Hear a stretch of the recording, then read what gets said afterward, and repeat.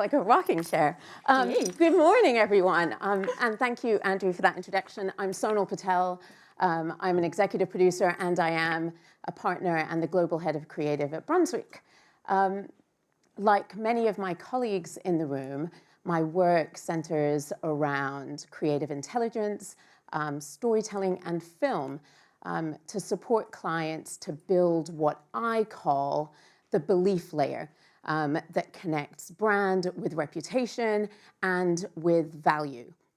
And that's why I'm so excited to bring you Ingvild van Lysebetten today. She's Chief Communications Officer at dsm-firmenich. And she did just that for a business that undertook an ambitious merger and then made a really sophisticated decision, and that was to invest in belief at a time when many firms were tightening their budgets. They recognized that aligning culture and strategy with brand and purpose was an investment in the long-term financial and reputational value of their business from the inside out. And the Progress Tour, which is the work that we're going to talk to you about today, is an embodiment of that idea. It was a TV-style program, a series of programs that in the first instance was for their 30,000 employees worldwide, and then externally for partners and customers and their wider stakeholders. And what it did was something amazing. It made purpose felt, and you'll get a little indication of what that looked like in a moment. But essentially, they took creativity, disciplined creativity, and with it, they built unity and pride and real momentum across their organization. Now, I want you to take a quick look at some of the work, and then I can introduce you to Ingvild properly.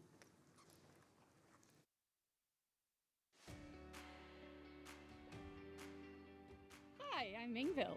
Welcome to the first stop on our brand progress tour. We're here in beautiful South Africa.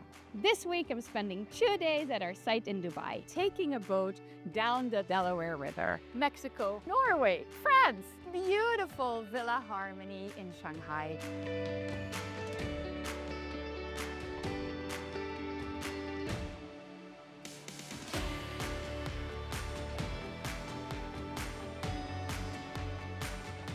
We believe that we need to advocate for hidden hunger, so we have the micronutrient powders. That is to address the first 1,000 days of a child's life and beyond. There are environmental challenges, that there are ethical issues and then social issues, which has led to the shortage of cocoa. And so this is our solution. Exactly. Sustainability is in everything at the Belvedere site, from the water that we bring in from the river and also our very large solar field. What a wonderful surprise! Mariachis!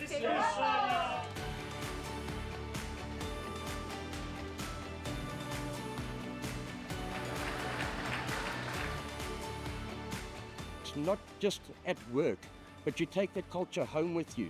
We're living our values. It's humbling. Every day I'm making a difference. It feels like belonging to a global community. I just feel like I belong here. Together we bring progress to life. We are dsm-firmenich. I love the company. Yes.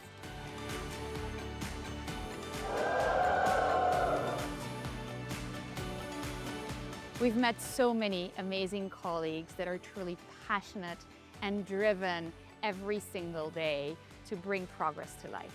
We truly are a category of one. Thank you again for your engagement, for your passion, and for really believing in what we do every single day. Together, we are dsm-firmenich.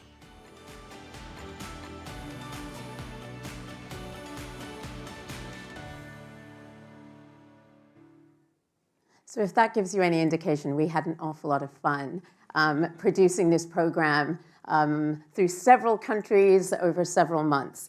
Ingvild, before we start talking about the tour, tell us a little bit about your career journey, what led you to dsm-firmenich, where you have essentially shaped such a forward-looking and modern brand transformation. Thanks. Hi, everyone. Yeah, this is not my day-to-day job. I'm really not on TV all the time. But I started my career in investor relations as a consultant in a very small firm. And then after about 5 years, went in-house because I felt I could have more of an impact going in-house. But the red thread throughout my career has been large change projects. And so when I was contacted about 4 years ago by Firmenich, which was a privately owned Swiss company, to join them for a strategic project, I thought, yeah, I can do that. And I came from AB InBev, which, you know, is a really large corporation, cutthroat. And I thought, I'll go for some work-life balance in Switzerland, and I'll go and settle there. And we'll do a strategic project, but that's fine. And then 4 months in, I signed an NDA, and we were going to merge with a Dutch publicly listed company. And so we embarked on a journey of merging two very, very different companies in an environment that was a little bit uncertain because I joined 5 months before, and I didn't even know if I was going to have a job. But we made this happen, and we merged two companies into something really, really spectacular and created a brand. Amazing. So for me, connection is what sits at the heart of this work, right? So tell us, when you conceived the Progress Tour, what exactly did you want people to feel? Yeah. So you mentioned it at the beginning, belief is something that is very important. And when you merge two companies, that belief is not there. You're searching what the other side is. You're talking legacies. It's, you know, the DSM, the Firmenich people. I was quite neutral because I had only joined recently, but we could feel that the way we were trying to create the brand and installing the values, telling the story of our purpose was just not hitting quite the way we wanted it. And so indeed, we had this idea that if we showcase what we believe in, if we showcase what we really bring to the table and how we are really making a difference in the world, how we are really bringing progress to life, which is our purpose, then there will be belief. And so you need to do that by going and catching the stories everywhere. And so we set out to create a program that would go to locations that were maybe not so well known or not visited and show our people. So at what point, when your colleagues started to see these series and they started hearing the stories, did you see that it was resonating a little bit differently, that it was turning from awareness into emotion? And that's a big thing to say. Absolutely. Yeah. And I think it really hit from that first episode. And I think we made a very, very smart strategic choice by going to South Africa, because South Africa is vibrant, but we have only a very small operation there. It's not one of our main locations. People never really go there. So one, the people were extremely proud to welcome us amongst them. And they were very, very nervous, and they had all been practicing their lines and had been really, really strict on their scripts. And we went in very authentically, I think, and you played a big role there as well. But we went in and we sat down with the people and made them feel comfortable and said, we will only make you shine. And I think we could feel that change was happening as we were interviewing them, as we were embracing their culture and their way of being. They opened up. And I think we felt that we had hit gold by just being on the floor and on the ground. And then at the last location, they actually danced for us. And we invented that progress pose that then came back in every episode. But that real connection was felt very quickly. And we had 2 days in South Africa, right? Yeah. So I think that we felt colleagues' pride and ownership of the business really unlock before our eyes. But that was us on the ground, really feeling it with people and getting to know them. But when did you start seeing that sort of happen across the wider organization when you got back to the office? Yeah, so we launched the first episode and immediately we started getting feedback from people going, oh my God, I finally start to understand what we're doing. And this is so incredible that we do all these things, because we had a sensory panel for visually impaired people. So you're really telling stories that make you very, very proud as an employee and that you're going to take home to your family, or you're going to tell anyone that asks you, what does dsm-firmenich do? We were bringing stories that were very easy to connect to tell, and to be proud of. And I think the fact that that first reaction was so incredible right away, and of course we teased that there were more episodes coming, people were really asking right away. And then we shifted course as well by adding in little teasers to kind of give people a little bit of an idea of what was coming next. But people were eager. I mean, wherever I walked down, people would say, like, where are you going next? When can we see a next episode? And people knew me because I host every town hall, and that's every month. So they said, oh, you're the lady from the town halls, and you're coming to visit us. But they were starting to make a connection. And so no matter where I went, people were asking about the Progress Tour. So it really had a lot of visibility right from the start. Yeah, and now she's the lady from the Progress Tour, not just the lady from the town halls. Something that Matthew and Katie made me think of, they spoke ahead of us, was that clients so often want, short pieces of content. It's got to be a minute, otherwise nobody's going to watch it. And their film was 2 minutes and 40 seconds. These programs were circa 10 minutes a pop. So 6 of them at 10 or just over 10 minutes. And, obviously we analyzed the views and the content. And let me tell you that almost, over 25,000 people watched them from beginning to end, all 10.5 minutes. And then when we started measuring the content as it went external and into the world, we were finding that people outside of the business were doing the same thing. So I think one of the extraordinary things here is that if it's great content and creative content, and you're actually being engaged and enjoying it and learning something, then, even at 10 minutes, people are going to watch from beginning to end. Let's talk a little bit about the planning of the show and designing it for inclusivity and for scale. We spent a lot of time in pre-production talking about this, but how would you say inclusion shaped your decisions? So we really wanted to make sure that everybody started to get the different business units, because when you merge, everybody still thinks in their silos. And the one thing we wanted to do is go horizontally and deep. And so we went from office to lab to manufacturing plant.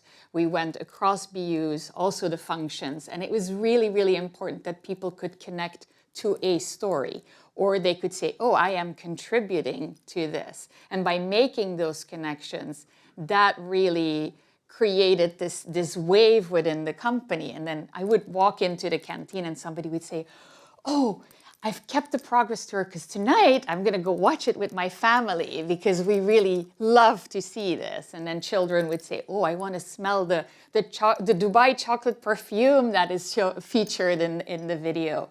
And so people were really making those connections. But I think that was key, making sure that we had stories that were across the business and that everybody could relate to in one way or the other. And that really also contributed to our purpose, but also our values. And you could see it in every story. People are proud and they're motivated, they're smiling, and they're really, really committed. And we didn't have to force anything. I think it helped that we made them very comfortable. We were very authentic. There was a lot of hugging. There was a lot of warmth. But it resonated and came out incredibly well. And I think everybody felt connected, and we can see it now. People feel they're having an impact. Yeah, and part of that was, of course, going to different sites and sites that weren't expected. right?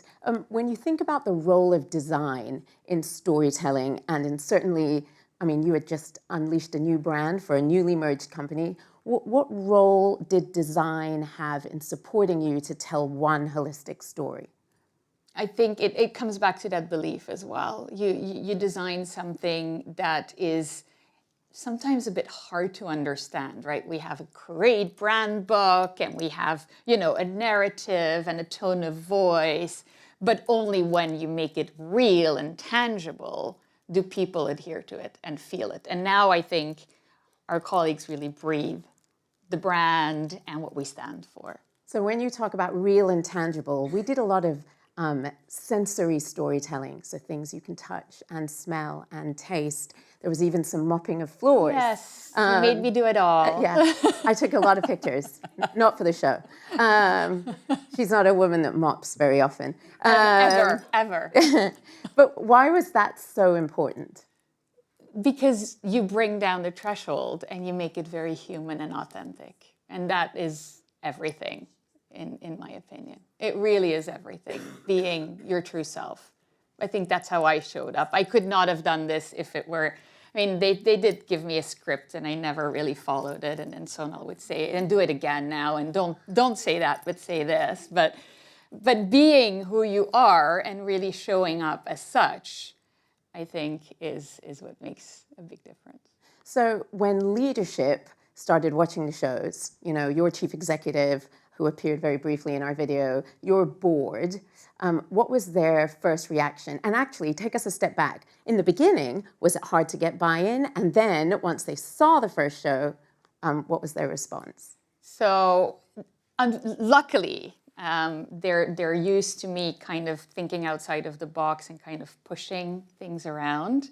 And so they allowed me to go and do what I wanted to do. But it was tough because we did come out, I mean, we are in a world in flux and there's a lot of cost containment going on, but everybody really felt that we were making an impact with our employees and people were really invested in the shows. And I think we talked about it very briefly, but we just did our employee engagement survey. And despite us being in a very tough and geopolitical and economical environment, we are carving out one of our business units.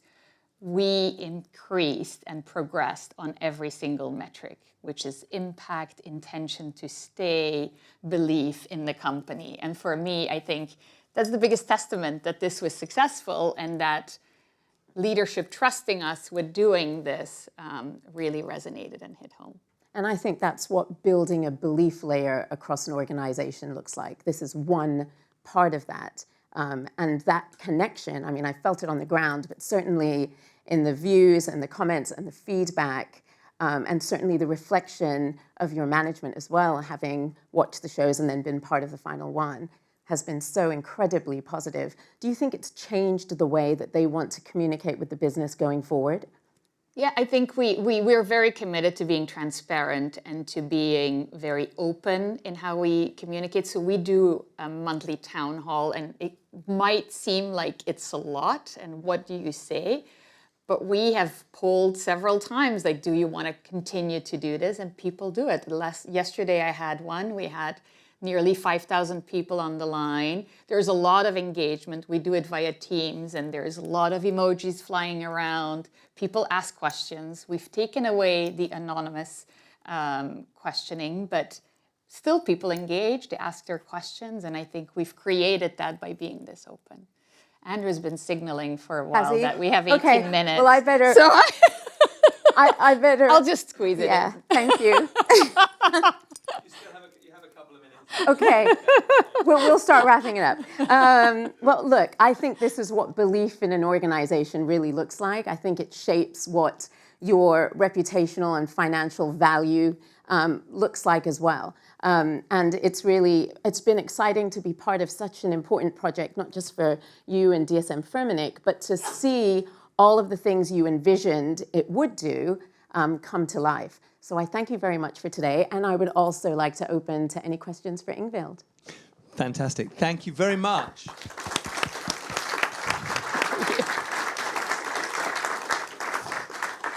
Do we have any questions? Yes, we do. If you can say who you are, which organisation you're with, and then ask away. I'm Zoe and I'm with Brunswick, so I do know this work quite well. But this has obviously been so successful and so well received. I just wonder what's next for it, because I feel like people will be itching for more for the places that you didn't go to. So how do you approach that? Well, first of all, she wants to engage with me to do it all over again. and then how are you going to build on the last season, Ingvild? So I think we can't do more of the same. I think that wouldn't feel right. I think because we wrapped it up so beautifully. However, what I would like to do is do deeper dives in some of the professions that we have. We have perfumers in-house. We have flavorists in-house. We have actual scientific innovations coming to life. And taking people through that vertical line and showing the breadth there is something that I could envisage when I have some budget again. Fantastic. That was going to be my question. When are we up for series 2? Did I see a question over here? Hold on one second.